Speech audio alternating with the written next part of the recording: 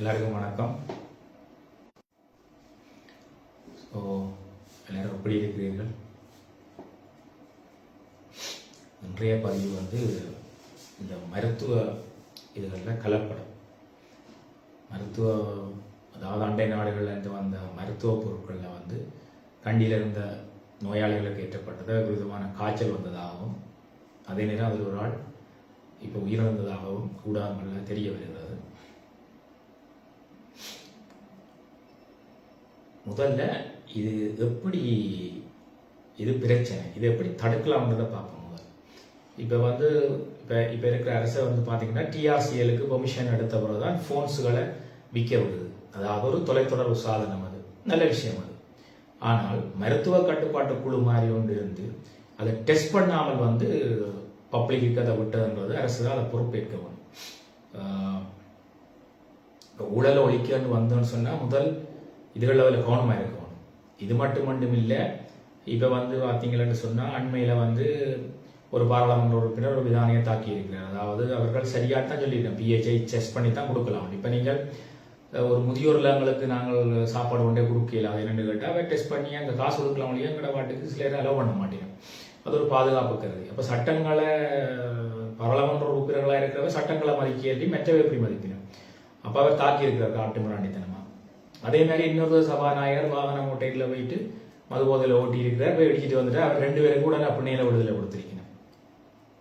இந்த அரசுக்கு நான் என்ன சொல்ல விரும்புகிறேன், உங்களோட அடிவருடிகள் உங்களுக்கு சப்போர்ட் பண்ணுறதுக்கு நீங்கள் பதவிகள் கொடுக்கலாம், ஆனால் சரியான பதவியை கொடுக்கணும்.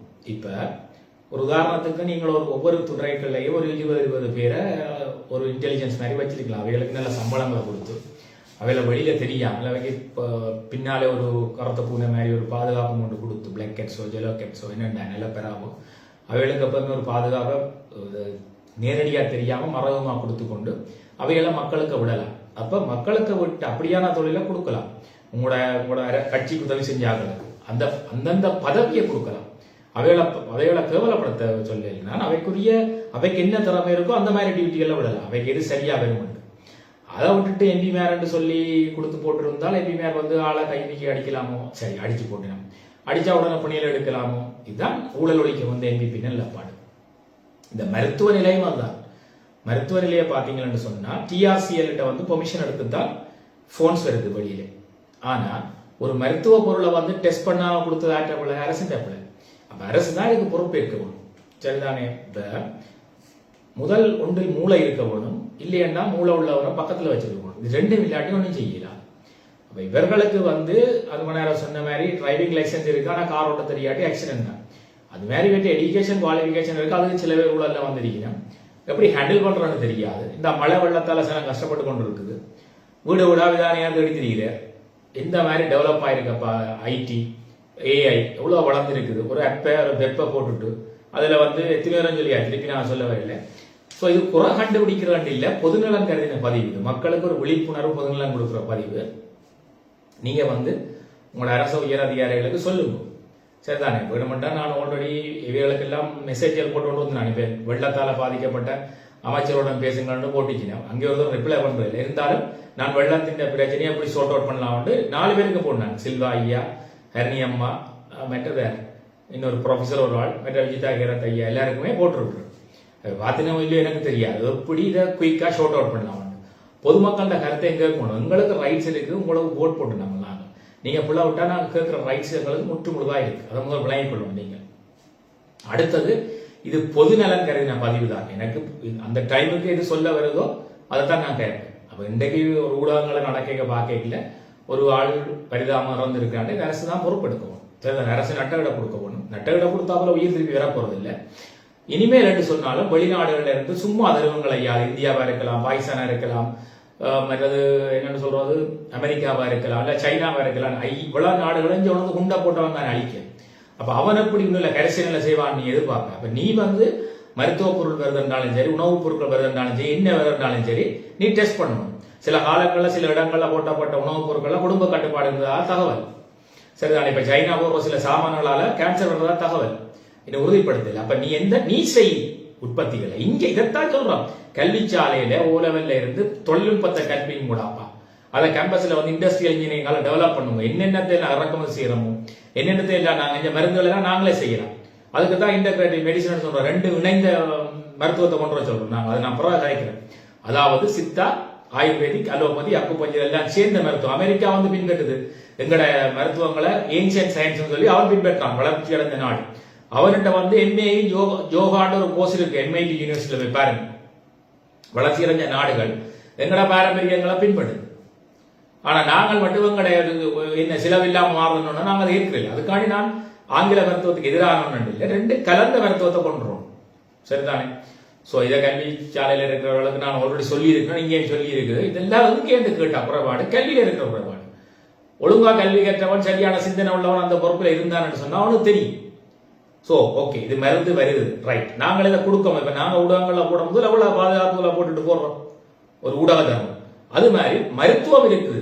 மருத்துவம் என்று சொல்லி சொன்னா மருந்து வெளிநாட்டுல எந்த நாட்டுல இருந்து வரட்டும் ஐயா, எந்த நாடகங்கள்ல இறங்கி இல்லை. எங்கள அரசியல் பூகோள ரீதியாக நாங்கள் நல்ல இடத்தை இருக்கிறோம். அதுவும் குறிப்பா இந்தியா கண்மையில் இருக்கிறோம். இந்தியா வந்து பிராந்திய வல்லரசு, அது தண்டலனுக்காண்டி எங்களுக்கு உதவியை செய்யும். அதை விளங்கணும். முதல் இந்தியா அப்படின்னு பெருசா வல்லரசு ஆயிரம்ன்றது சைனா ஓடி தெரியும். இவங்களிடம் சேர்ந்தா தனக்கு ஆபத்துன்னு அமெரிக்கா கவனத்தை கட்டிக்கொண்டு தெரியும். இதுதான் பொலிட்டிக்ஸ், வேர்ல்ட் பொலிட்டிக்ஸ். சரிதானே? இதனாலதான் இந்த யுத்தங்களையும் ஊக்குவிச்சவன். வெள்ள மாளிகையில இருந்து வைட் மணியை கொடுக்க டைரக்டா வைட் மணியில இங்க வெப்பன்ஸ் வரும் கவர்மெண்ட்டுக்கு. அதே மாதிரி இங்க மிலிட்டன்ஸுக்கு போராளிகளுக்கு வந்து இந்த இடம் கருப்பு சந்தை, யுக்ரைன்ல சண்டை நடக்காதான் பெரிய கருப்பு சந்தை. அங்க இருந்து எல்லா வேர்ல்டுல இருக்கிற அனைத்து ஆயுத போராளிகளுக்கும் பிளாக்ல காசு ஈடுபடும். அப்ப அமெரிக்காவில் அங்க விற்கிறது. அமெரிக்காவுக்கு காசு என்ன? ஒயிட் மணி வெள்ள மாளிகையில ஒயிட் மணி, இங்க பிளாக் மணிக்குள்ளால இங்க இதுக்குள்ள பிளாக் மணிக்கெல்லாம் காசு. இதுக்கு பல ஃபாதர் வேற பிளாக் மணியை ஒயிட் மணி ஆக்கி கொடுக்குறோம் 2 உடந்தைகள். எங்கட சமயவாதிகள் தனிய சமயத்தை போதிக்கிறது இல்லை. புத்தவாக போதுனா புத்தகத்துக்கு சொன்ன போதனைகளை போதிக்கிறது, அரசியலுக்கு போறது. அதே மாதிரி சில பாதிரியார் என்னன்னு சொன்னா எல்லாரும் மட்டும் இல்லை, சில பேர் என்ன செய்யறான்னு சொன்னா உடனே வலிக்கிறது பொலிட்டிக்ஸ் இல்ல, பிளாக் மணியை ஒயிட் மணி ஆக்குறது. அதுதானே? அதே மாதிரி உங்களோட தொழிலோட நின்று விழும்போது அதைத்தான் வாசக போதிச்சிருக்க. ஒன்றை தெரிஞ்சதை மட்டும் செய்ய, மற்ற வேலைக்கு நீ போவாது. அவரவர் தன்னிட கடமை ஒழுங்கா செஞ்சா அன்றைக்கு இந்த பிரச்சனை இல்லை. இதுக்கு வந்து உடனே அந்த பிள்ளைங்க கர்மா கத்திரிக்காய் புடலங்க ஒரு பக்கம் இருக்கட்டும். அதையும் தாண்டி கர்மானோட நாட்டுக்கு கலெக்டிவ்லேயே ஒர்க் பண்ணணும்னு நான் அடிக்கடி சொல்றது. இன்றைக்கு இந்த நாட்டுல கலெக்டிவ்ல இருக்கிற பிரசிடென்டும் அவரை சம்பந்தப்பட்டவர்களும் வந்து இந்த மருந்து பொருளை முன்னுக்கே தடை செய்திருந்தால் இந்த நிலம் வந்திருக்குமா? வெள்ளம் வரப்போன்னு தெரிஞ்ச உடனே அணைய திறந்து விட்டு இருந்தால் இந்த நிலம் வந்திருக்குமா? இதுக்கு யார் பொறுப்புன்னா அரசு நிர்வாகம் முழுக்க பொறுப்பெடுக்கணும். நீ அந்தந்த இடத்துல போடுற ஆக்களை சரியான ஆக்களை போடணும். உனக்கு NPPக்கு 30 வருஷம் கொடி பிடிச்சவரண்டதுக்காண்டி 3 மொழி தெரியாம கொண்டே பாலிமல்ல விட்டாவன நேவன் வில்லைகள் வில்லைகள் இல்லையன்னு சொன்னா வந்து இதண்டி விடுங்க அதண்டி விட மாட்டுவார். இல்லையா ஆக்கள் அடிக்க போவார். இல்லையா ஒரு டாக்டரை கொண்டே விட்டியா அவர் இங்க ஊசியும் போட்ட வாடில்லை, அங்க போய் வாலிபன் விலையும் பார்த்த வாடில்லை. இது எங்கட நாட்டுக்கு தலையெடுத்து கல்வி சமூகம் செஞ்ச பிள்ளை. பல்கலைக்கழகங்கள்ல இப்ப உறுப்பினர் வந்துட்டு கல்வியில கை வச்சபடியால அவர்கள் ஊக்குவிச்சபடியால ஏதோ NPP வந்து ஏதோ மேற்பனார் வந்து நம்ம ஆடு மேய்க்கிறவர் வந்து மாதிரி மேற்பனார் மாதிரி பார்த்துட்டே பாருங்க எல்லாமே எப்படி இருக்குன்னு. இது அரசுதான் பொறுப்படுத்தணும். குறிப்பாக இந்த மருத்துவ ரீதியான பொருட்கள் வந்து வரைக்கிய என்ட்ரன்ஸ்ல, அதாவது தரைக்க வேண்டாம் நாங்கள் செக் பண்ணி கொடுத்தானே மக்கள்கிட்ட கொடுக்கணும். செக் பண்ணி கொடுப்ப எங்க ஊடகங்கள்ல போடும் கொண்டு போயிடும். சில பேர் வந்தோடனே ஷேர் பண்ணுறது எனக்கு பேர் வரட்டும் போல் வரட்டும். கிட்னி வேணுமெண்டா முதல் நீ ஃபோன் பண்ணி கேட்கணும். கிட்னி வேணும்னு போட்டது உண்மையா ஓமட்ட பிறகு அதை போடணும். அதே மாதிரி வெள்ள அமைச்சர்கள் உதவி செய்யணும்னு கேட்டால் அவைக்கு மெசேஜ் பண்ணி பார்க்கணும்.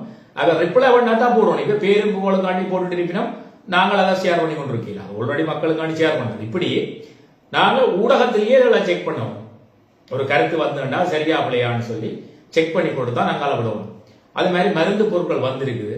நீங்க மருந்து பொருட்களை வந்து வர்ற உள்ளுக்க வரைக்கி அந்த மருத்துவ TRCL மாதிரி டெலிகம்யூனிகேஷன் அத்தாரிட்டி வந்து TRCL சீல் இருந்தா தான் நீங்க போன் வைக்கலாம். நல்ல சிஸ்டம், ஓகே ஃபைன்.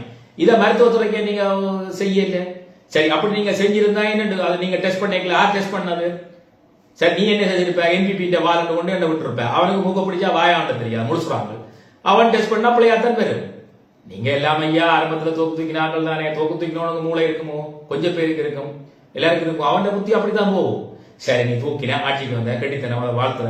ஆனா வேலைக்கு தொழில்களுக்கு அப்பாயின்மெண்ட் கொடுக்க எல்லா MVP என்று போடாமல் மூலசாலிகளை பார்த்து போட முடியும். அந்த துறையார் கட்டிக்காம பார்த்து போட முடியும். அப்படி போட்டிருந்தா இன்னைக்கு நல்லா வந்திருக்கான்னு சொல்லி திருப்பியும் இந்த மாதிரியான விஷயங்கள் வராமல் இருக்கிறதுக்கு அனைத்து துறைகளையும் நீங்க வந்து உங்களோட தகுதியானவர்களுக்கு போடுங்க, என்பிபிக்கு போடுறன்னு சொல்லி அவங்களுக்கு வேலையை கொடுங்க, நல்ல சம்பளம் கொடுத்து வேலையை கொடுங்க. ஒவ்வொரு டிபார்ட்மெண்ட்டுக்கு உங்களுடைய ஆக்களை 20 பேரை போடுங்க. என்ன செய்யணும் ஏது செய்யணும் மக்கள் புலனாயம் மாதிரி அந்த காலங்களில் இருந்த மாதிரி நீங்க வச்சிருக்கோம் ஆக்களை.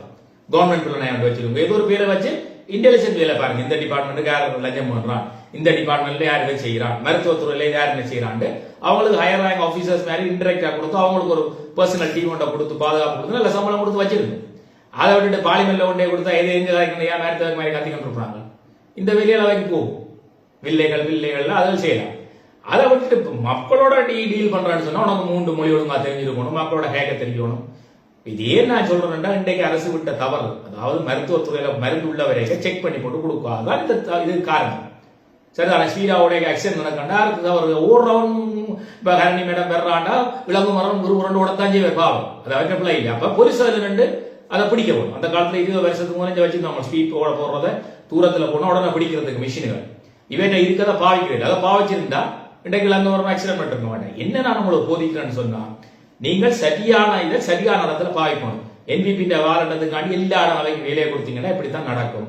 இனியும் சில மாற்றங்களை செய்யுங்க. இங்க செஞ்சதுல பார்த்துட்டு திறமசாலிகளை இந்த இடத்துல பிளவுட்டவனை மாத்துங்க, இந்த நீர் திறந்து விடாதவனை மாத்திட்டு ஒரு ஆளை போடும், கட்டிக்காரனை போடு, என்பிபிக்கு தான் போடணும்னு போடாங்க.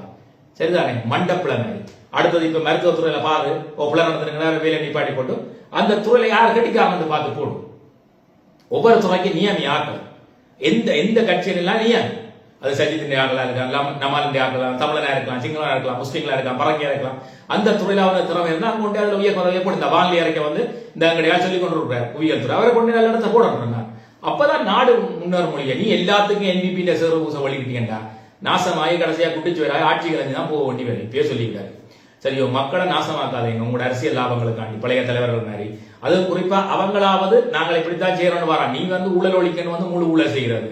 அடிச்சவனுக்கு உடனே பிள்ளைங்க விழுதலை, 2 காலால் அடிச்சவனுக்கு விழுதலை, கையால் அடிச்சவனுக்கு விழுதலை. அப்ப என்ன ஊழல் ஒழிப்பானி கொஞ்சம் பேர் செம்பு தூக்கி கொண்டிருக்கேன் அவைக்கு பக்கவாத்தியமா வச்சுக்கொண்டு. சோ ஃபைனலா கன நேரம் காய்க்க விரும்பல. திருப்ப நான் சொல்றேன் அந்தந்த துறைக்கு அந்தந்த திறமசாலியை கட்சி வீதம் பார்க்கலாம் போடு, இன வீதம் பார்க்கலாம் போடு. அப்பதான் நாடு வளர்க்கும். அடுத்தது வந்து உங்களுடைய ஆட்களுக்கு வந்து நல்ல பதவி கொடுக்கண்டா, என்பிபி கொடுக்கண்டா கொடு. ஒவ்வொரு டிபார்ட்மெண்ட்டுகளும் 50 புலனாயத்திரை வச்சிரு அவைக்கு சிஐடி நல்ல சம்பளம் கொடுத்து வச்சிரு. அப்ப செழிக்கும். மற்றது டிஜிட்டல் டிரான்ஸ்ஃபர்மேஷனை கொண்டாங்கன்னு சொல்லி உங்களோட விடை வருவேன். நன்றி, வணக்கம், வாழ்க வளமுடன்.